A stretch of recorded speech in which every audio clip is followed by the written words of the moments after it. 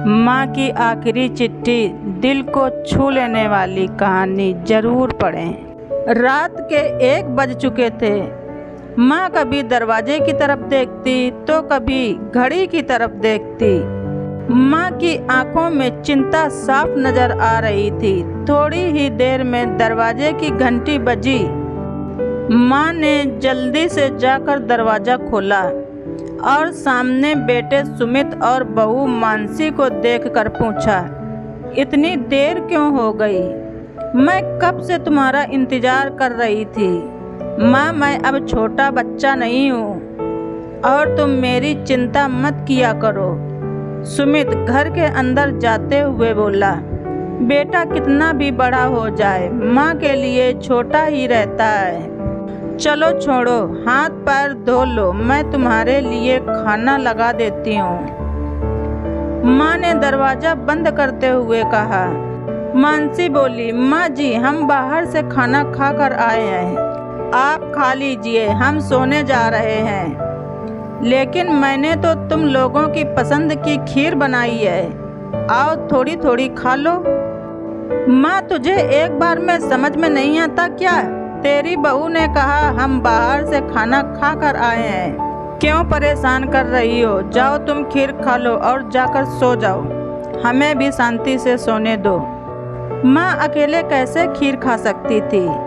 वह किचन में गई, 1 गिलास पानी पिया और अपने कमरे में चली गई।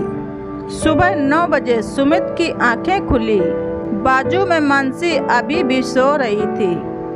सुमित हॉल में आया तो लैपटॉप के पास रखी एक चिट्ठी पर उसकी नज़र पड़ी। यह चिट्ठी किसकी हो सकती है? यह देखने के लिए उसने चिट्ठी खोलकर पढ़ना शुरू किया। मेरे लाल, तू सोच रहा होगा कि एक ही घर में रहते हुए ये चिट्ठी क्यों? मैं तुम्हें बोलकर भी ये बात बता सकती थी। अगर तू मेरी बात सुनना चाहता तो तू आता है और कुछ ही पलों में निकल जाता है। खैर वो सब जाने दो।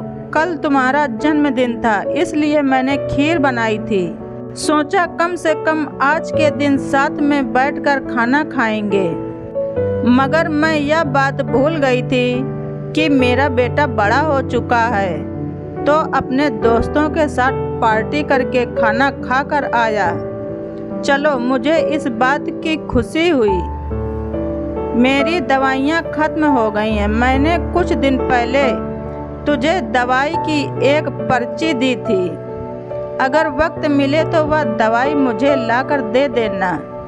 सुमित को याद आया कि 4-5 दिन पहले माँ ने एक दवाई की पर्ची दी थी। उसने अपने ऑफिस के बैग में जाकर उस चिट्ठी को तलाशा और उसे खोलकर देखा। उसमें लिखा था, मुझे ऐसी दवाई लाकर दे दो जिससे मैं अपने बेटे को भुला सकूं। यह पढ़कर सुमित को एहसास हुआ कि मुझसे बहुत बड़ी गलती हो गई है।